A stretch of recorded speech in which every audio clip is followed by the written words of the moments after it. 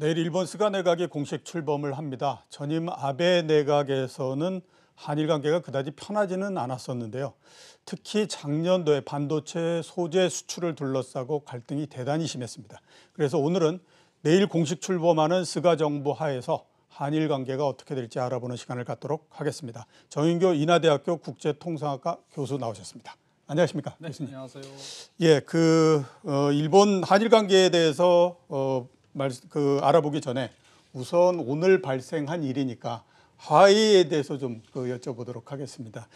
공식 제재가 오늘서부터 지금 시작이 됐습니다. 그에 따라서 삼성전자, SK 하이닉스 이런 국내 기업들도 상당히 좀 영향을 받을 걸로 이렇게 보이는데요. 화해 제재에 대해서 지금 어떻게 보고 계십니까? 결국은 이제 미국이 중국의 대표적인 기술 기업이라고 하는 화웨이를 끝장내겠다라는 얘기죠. 예. 물론 이제 국가 안보를 이유로 하지만은 그거를 이제 안보 문제를 얘기를 할 때 과연 어느 정도까지의 기술을 얘기를 하냐, 예. 이제 이렇게 하는 게 중요한데, 하여튼 미국 기술이 들어간 어떤 것도 화웨이에 가서는 안 되고, 예. 갈 때는 미국의 승인을 받아라. 예. 그러면 화웨이가 기본적으로 뭐 스마트폰이라든가 5G 장비를 만들어내는데, 그렇죠. 거기 부품에 미국 기술이라고 그러면 뭐 어떤 지재권이든 예. 다 해당되는 거니까. 예. 결국은 이제 화웨이는 현재 지금까지 비축해 놓은 부품을 내년에 한 뭐 상반기쯤이면은 거의 다 뭐 소진이 될 것다고 그러는데, 예, 그렇겠죠. 그 이후에는 생산 중단이라는 거죠. 예. 지금 이제 생산 중단이 이렇게 되는데요. 이걸 한번 좀 여쭤보고 싶습니다. 이게 이제 아주 짧게 보게 되면 물론 이제 영향을 크게 받았던 부분들은 미국의 이제 대선 이 부분에 영향을 받았다라고 우리가 이제 좀 봐야 되는데, 이 대선이 끝나고 난 다음에도 이 제재 조치가 지속적으로 계속 될 가능성이 높습니까? 어떻게 지금 봐야 됩니까? 저는 매우 높다고 봅니다. 예, 매우 높다. 그 이유는 예. 지금 바이든 측에서 내놓는 대중국 정책을 보면은 예. 굳이 차이점을 찾으라고 그러면은 왜 미국 혼자서 중국 때리냐? 예. 다른 데도 더는 좀 동맹국들하고 같이 가서 한꺼번에 때리자라는 거고. 예. 두 번째는 트럼프가 이만큼 제재하겠다고 그러면 바이든은 숟가락을 몇 개 더 얹습니다. 거기다가 그 위에다가 더 얹고 있거든요. 예. 이거는 이미 이제 공약으로 나와버린 거고. 예. 그리고 이제 미국의 어떤 대중 정책이나 대통상으로 보면은 어쨌든 뭐 트럼프가 좀 가끔은 터프하게 하는 뭐 이런 정책들은 있지만은 예.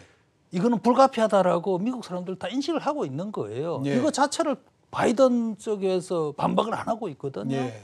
그러니까 그대로 간다라고 봐야지. 예. 그러니까 상당 기간 계속된다 이렇게 볼 수 있고요. 반도체를 분석하는 사람들 얘기를 들어보면 화웨이가 이런 제재에 대비해서 1년 정도의 재고를 비축하고 있다라는 얘기를 하거든요. 근데 1년 재고는 1년만 쓸 수 있는 거지 1년 후서부터는 이제 재고가 없는 형태가 되고, 미국의 기술이 들어가 있지 않는 반도체라고 하는 것이 상당히 좀 찾기가 어려운 상태가 돼버릴 텐데요. 그렇게 되면 이 부분들은 화웨이의 문제일 뿐만 아니라 반도체 굴기를 내세우는 중국한테도 상당히 영향을 줄 수밖에 없을 거라고 보이거든요.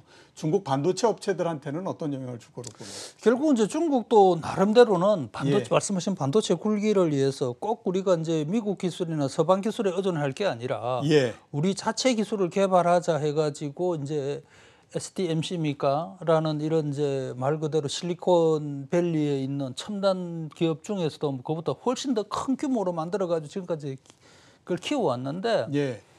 사실은 이제 이게 반도체 기술이라는 것도 바탕에서 바로 그냥 맨바닥에서 시작을 할 수는 없는 거잖아요. 그렇죠. 예. 기존에 있는 기술을 바탕으로 해서 다른 걸로 가는 거지. 예. 그러니까 국제 IP, 지재권 이런 체제 내에서 신제품이 나오는 거예요. 예. 그렇죠. 그걸 이제 하려고 그러면 물론 뭐 시간이 뭐 20년, 30년 걸리면은 독자적인 걸 나오거나 아니면은 좀 뭐 질적으로 떨어지는 건 만들어낼 수 있겠지만은 그거는 오늘날 시장 상황에 맞지 않는 거지 않습니까? 예, 그렇죠. 그러니까 이제 반도체 굴기 정책은 무너질 가능성이 높다라고 봐야 돼요. 예. 자, 그렇게 되면 이제 국내 반도체 업체들 입장에서 봤을 때는 여러 가지 영향들이 있을 거라고 보이거든요. 당장에는 아무튼 뭐 그 기존에 화웨이에 팔고 했던 제품들을 팔 수가 없기 때문에 그 부분들에서 문제가 생길 수밖에 없을 것 같은데 국내 기업들한테, 국내 반도체 기업들한테는 어떤 영향을 줄 거라고 보십니까? 사실은 지금까지 우리나라 수출을 지탱해왔던 많은 게 이제 반도체라든가 예. 이 전자 부품 쪽이었는데 이게 이제 중국 기업들이 사재기를 하면서 우리가 이제 거기에 많이 수출을 했던 거거든요. 이게 이제 앞으로는 이제 수출이 안 되니까 예. 일단 매출 손실이 있을 수 있다라는 거는 뭐 눈에 보이는 거고. 예. 그런데 이게 뭐 우리가 중국에 대한 의존도가 높기 때문에 저기 비중이 많을 거로 생각했는데 막상 보니까 우리나라 뭐 메이커 그러니까 삼성이나 SK 하이닉스에서 차지하는 비중이 그다지 많지는 않아요. 예. 그러니까 이제 그거는 뭐 흡수 가능할 것 같고 이제 국내에서는 오히려 기회도 있을 수 있지 않냐. 예. 사실은 올해 전 세계에서 뭐 스마트폰이 제일 많이 팔리는 게 화웨이지 않습니까? 그렇죠. 작년까지는 뭐 삼성이었는데 그러니까 중국에서 이제 화웨이 제품 쓰는 열풍, 애국주의 때문에 이제 그렇게 되어버렸는데 예.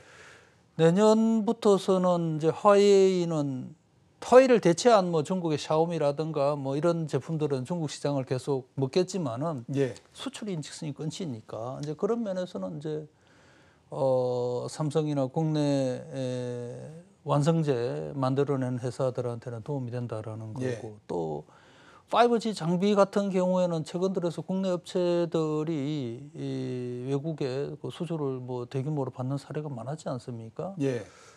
그런 면에서도 이제 기회가 있을 것 같은데 문제는 이제 또 중국을 때린 거는 미국이고 그 재미를 한국 기업 본다고 그러면은 이 트럼프 대통령이 가만히 있지 않는 습성이 있기 때문에 그렇죠. 예. 너무 좋아해서도 안 될 것 같고 예. 하여튼 눈치껏 비즈니스를 해야 되지 않나 싶습니다. 예, 알겠습니다.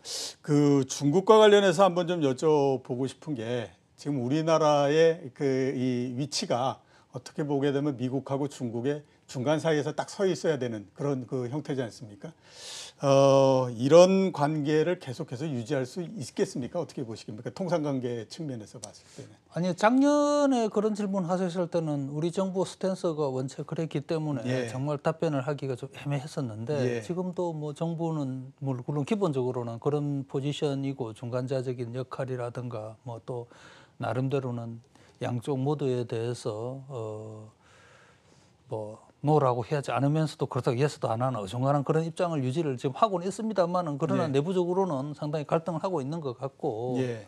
결국은 세계 질서가 지금 바뀌고 있는 거 아니겠습니까? 세계 질서가요? 질서가 바뀌고 있는데 우리나라처럼 어쨌든 국제 질서 속에서 살아가야 되는 나라의 운명으로 본다면은 중간자적인 입장 언제는 좀 어렵지 않겠나라는 거고 결국은 이제 신정부가 미국에서 들어오거나 아니면 트럼프가 그대로 집권을 하든지 간에 기존은 그대로 유지될 거다라는 말씀드렸었고 예. 그렇게 본다면은 우리도 이제는 입장 표명을 서서히 해야 될 때가 된 거죠. 지금처럼 애매모호한 형태로서 계속 가기는 조금 좀 쉽지가 않다. 이렇게 이제 볼 수 있겠네요. 그랬을 것 같습니다. 예, 알겠습니다. 자, 그 일본 스가 내각 관련해서 한번 좀 여쭤보도록 하겠습니다. 우선 이제 그 스가 내각이 출범을 하게 되는데요. 일본 내부적으로 봤을 때 지금 가장 궁금한 것 중에 하나는 아베 내각이 제일 처음 들어설 때 이제 아베노믹스라고 해서 시작을 했기 때문에 과연 스가 내각이 들었으면서 그 정책을 계속해서 유지할 거냐, 아니면 본인 나름대로의 또 다른 정책을 필 거냐, 이런 이제 그 궁금증이 있을 수밖에 없거든요. 거기에 대해서는 어떻게 우리가 판단해야 될까요? 일단 이제 스가라는 분의 어떤 정치적인 배경을 본다면 예.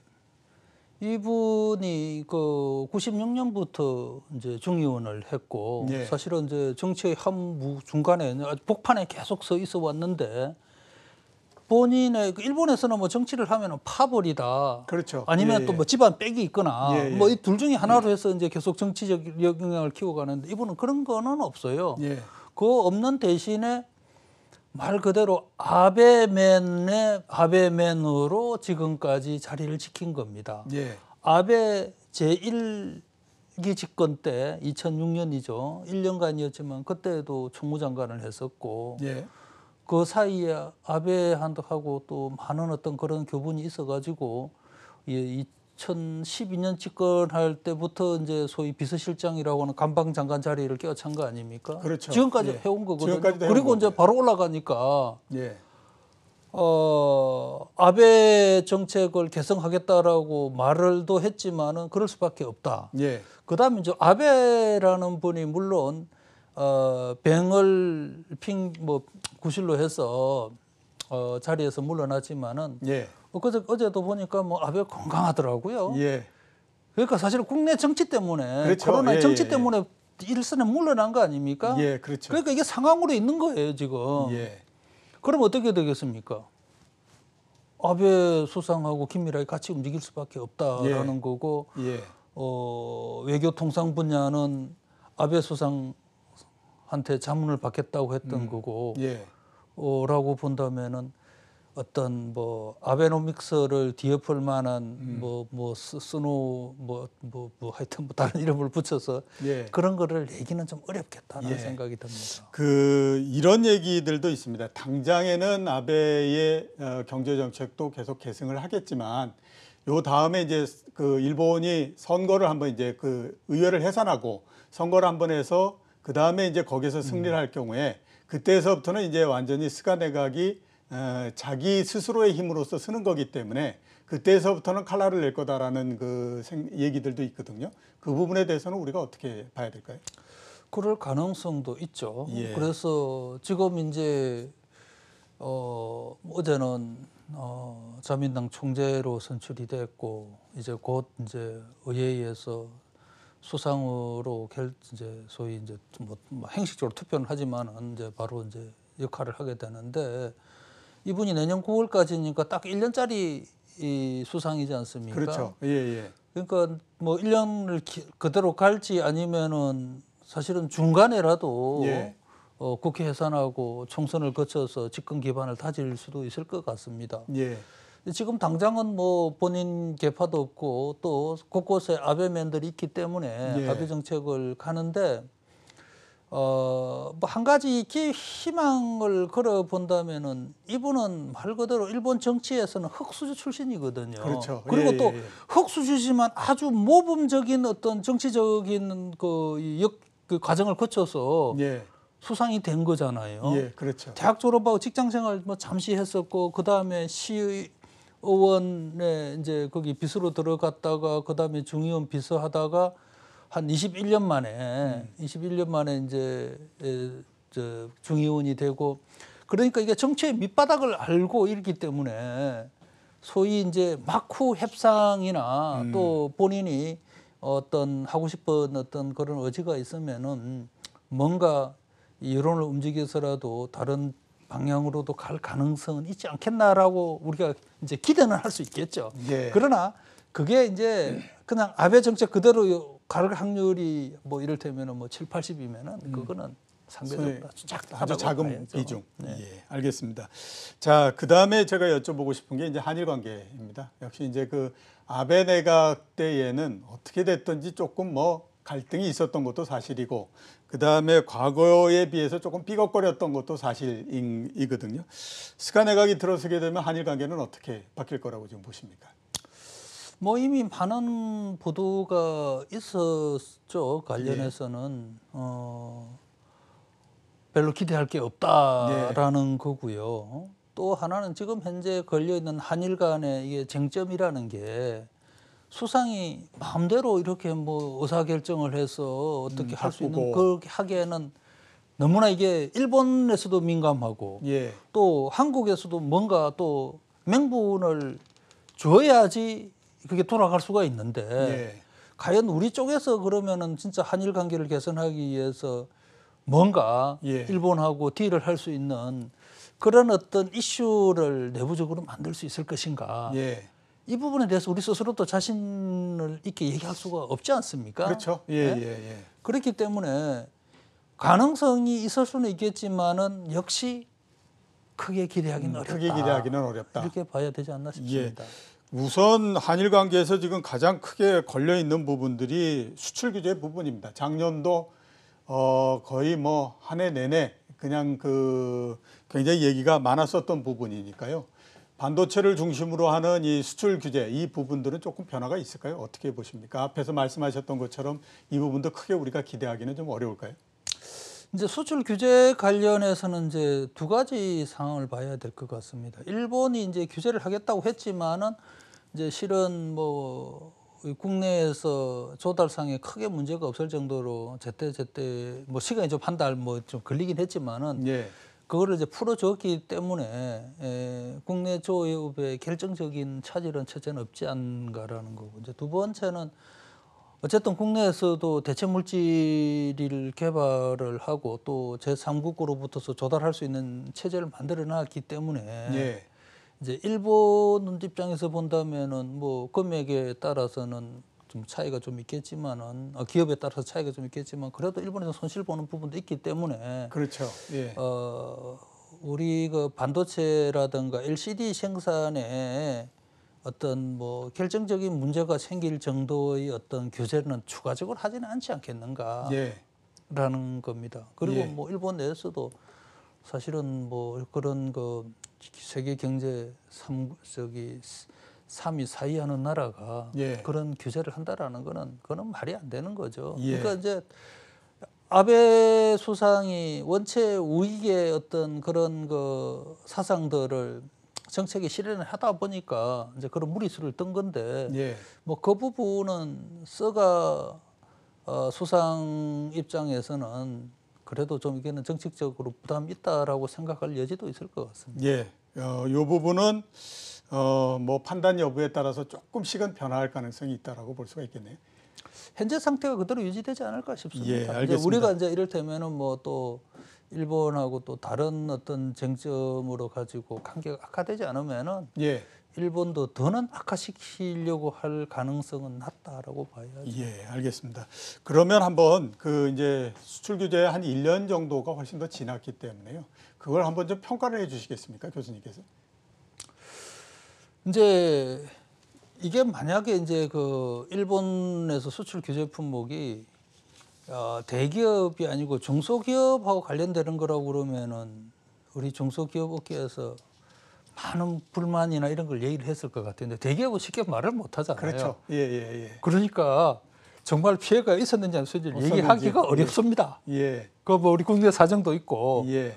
하지만은 어쨌든 정부가 엄청난 재원을 들여가지고 소위 기초 물질을 국내에서 개발하고 양산하는 체제를 갖추려고 한 것은 일종의 그것은 산업 정책 측면에 있어서는 기초를 토대를 다진 걸로 봐야 되는 거거든요. 예. 그거는 긍정적인 형태라고 그렇죠. 봐야 되겠네요. 예, 그냥 뭐 이를테면 뭐 그 돈이 무슨 뭐 이게 저기 소모성으로 쓰인 게 아니고 예. 우리 국내의 뭐 뿌리 산업이라고 얘기를 많이 하는데 뿌리는 뭐 기계의 뭐 도급 이런 걸 얘기를 합니다만은 예. 첨단 산업에 있어서의 어떤 그 뿌리를 만드는데 뭐 그게 큰 종자종이 돼 있기 때문에 예. 그 부분에 있어서는 나름대로는 성공이고, 그러나 이제 이 첨단 제품 생산이라는 것이 전 세계에서 가장 좋은 부품들을 진짜 베스트 선수들을 뽑아가지고 그걸 바탕으로 해서 또 우리의 최고의 어떤 상품을 만들어내는 건데, 그렇죠. 거기에서 어쨌든 정치적인 이유로 기업들이 이탈하게 만들었다라는 것은 그건 분명 손실이죠. 예. 알겠습니다. 자, 그 마지막 질문이 벌써 드려야 되겠네요. 시간이 참 빨리 가는 것 같습니다. 그렇습니다. 그 일본하고 다른 나라들의 국제 관계에 대해서 좀 여쭤보도록 하겠습니다. 미국과의 관계는 제가 봤을 때 뭐 스가 내각이 들어선다고 하더라도 특별하게 달라질 거는 없을 것 같은데, 중국하고의 관계는 앞에 아베 내각이 또 마찬가지로 보면 그렇게 아주 뭐 원활한 관계는 아니었고 약간 좀 껄끄러운 부분들이 있었다라고 판단이 되는데요. 스가 내각이 들어서게 되면 중국과의 관계는 어떻게 될 거라고 좀 보십니까?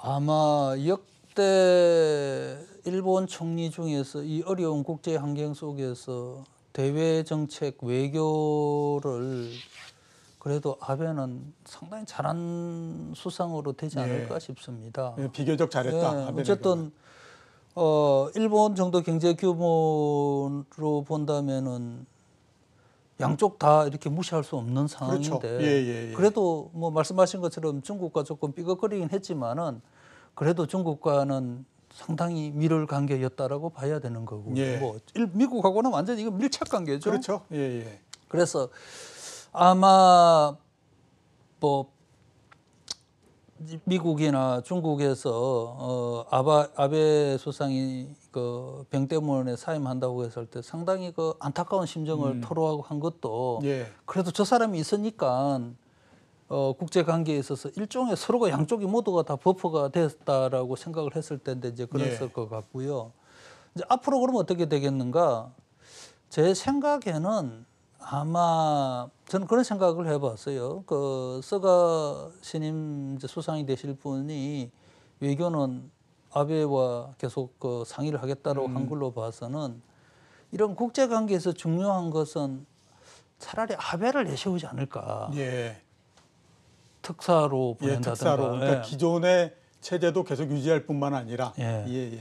그 정도는 아베한테 맡길 것이다라는 예. 거고 또 예. 한편으로는 뭐 미국과는 관계가 없지만 중국과 혹시라도 앞으로 문제가 생긴다면은 수상이 나서서 국가적으로 어떤 뭐 문제를 좀 심각하게 만드는 것보다는 전임 수상 아베가 특사 자격으로 움직이게 되면은 여러 가지로 또 그 방어막도 쳐줄 수도 있는 예, 거고. 그렇겠네요. 예. 저는 아마 그렇게 하겠다라는 생각이 들고 예. 그런 면에서는 뭐 우리가 걱정이지. 예. 일본은 그래도 조금은 그런 면에서는 조금 여유가 있지 않나 싶습니다. 예, 알겠습니다. 자, 오늘 나와주셔서 예, 감사합니다. 네, 고맙습니다. 예. 예, 지금까지 정인교 인하대학교 국제통상학과 교수셨습니다.